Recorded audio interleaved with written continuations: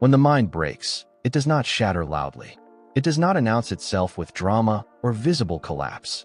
It breaks quietly, like a bone that cracks beneath the skin while the body keeps walking.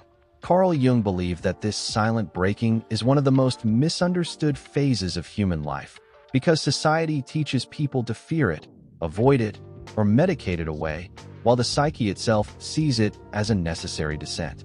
Strengthening resolve in such a moment does not mean forcing positivity or pretending strength.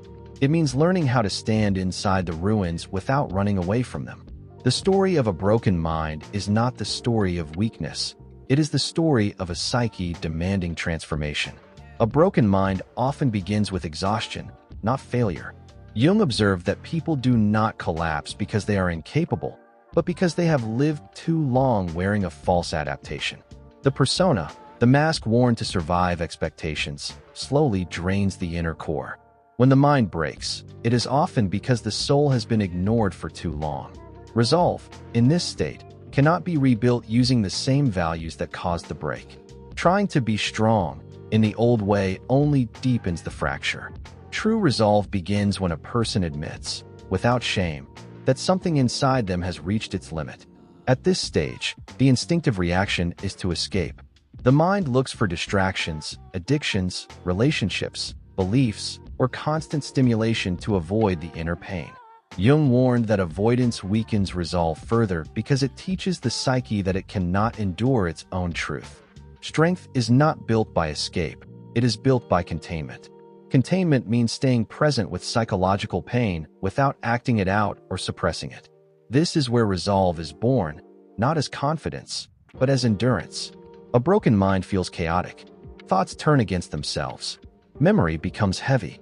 The future feels sealed shut. Jung understood this chaos as the eruption of unconscious material that had been buried for years.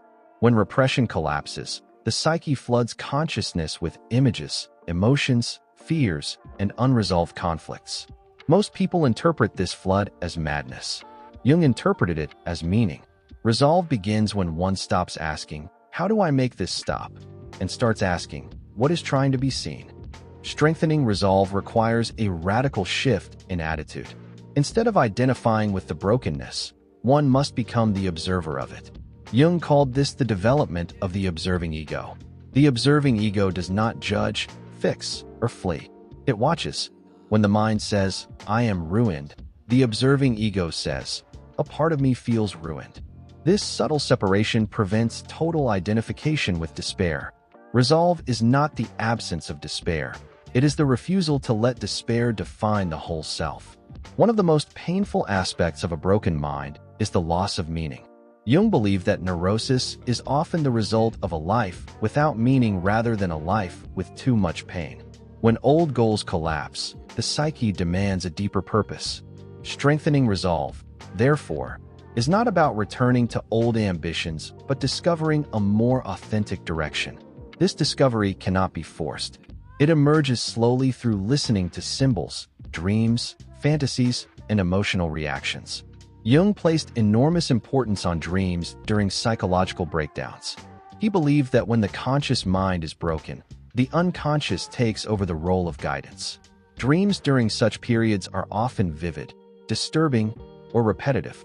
Instead of dismissing them, Jung encouraged engagement with them, writing them down, reflecting on their emotional tone, and asking what aspect of the self they represent strengthens resolve by restoring dialogue between consciousness and the unconscious.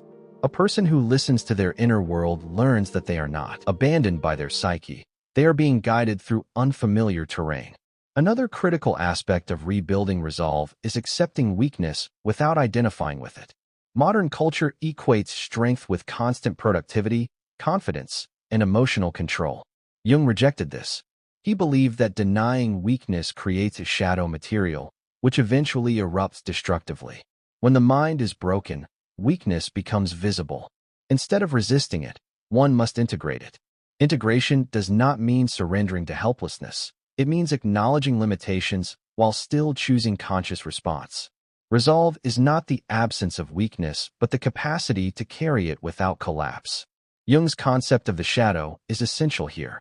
When the mind breaks, shadow content often surfaces. envy, rage, fear, shame, dependency, resentment. These aspects were previously rejected to maintain a socially acceptable self-image. Strengthening resolve requires facing the shadow without moral condemnation. The person must say, "This too is part of me," without acting it out. Paradoxically, accepting the shadow increases inner stability because energy previously spent on repression becomes available for growth. A broken mind often feels fragmented. Jung believed that the psyche naturally moves toward wholeness, a process he called individuation. Breakdown is often the beginning of this process. Resolve strengthens when one understands that the pain has direction, even if its destination is unclear. Trusting the process does not require blind faith. It requires patience. Impatience weakens resolve because it demands immediate relief instead of long-term integration. One of the most dangerous traps during mental breakdown is comparison. Seeing others appear stable, successful, or happy intensifies self-contempt. Jung warned that comparison alienates the individual from their unique psychological path. Resolve grows when one stops measuring progress externally and begins measuring depth internally.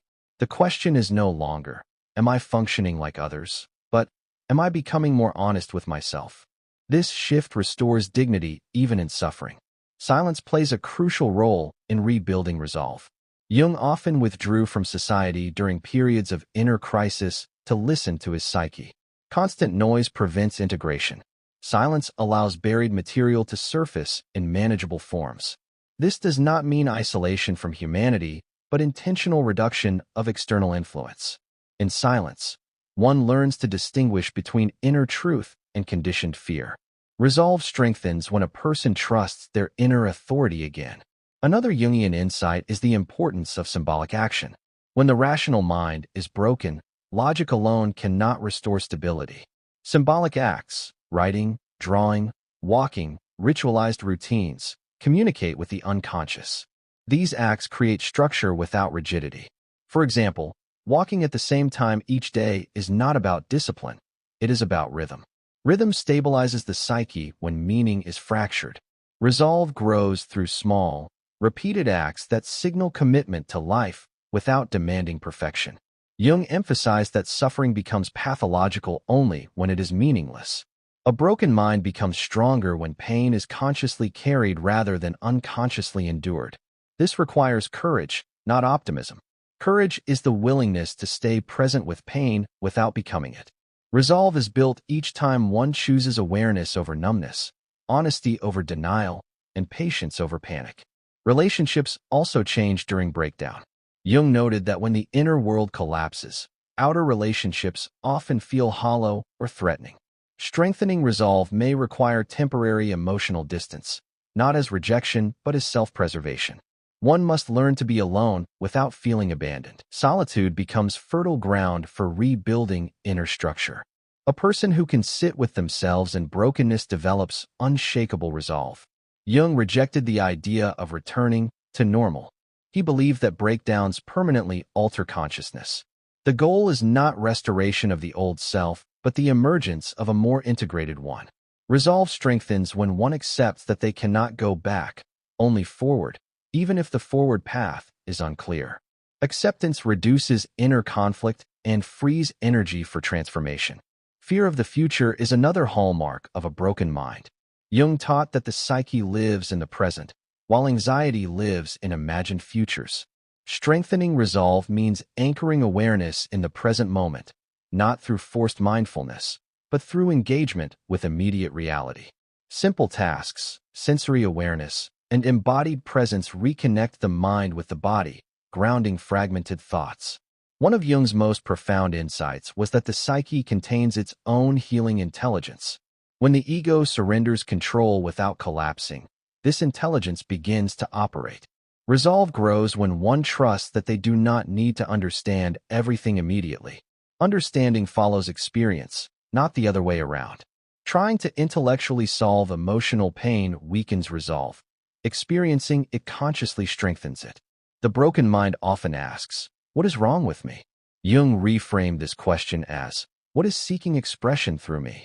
This shift transforms self-hatred into curiosity. Curiosity is a quiet form of courage. Each time curiosity replaces self-judgment, resolve deepens. The person becomes a participant in their transformation rather than a victim of it. Over time, something subtle changes. The pain does not vanish, but it becomes less chaotic. Emotions gain shape. Thoughts slow down. Inner dialogue becomes more compassionate.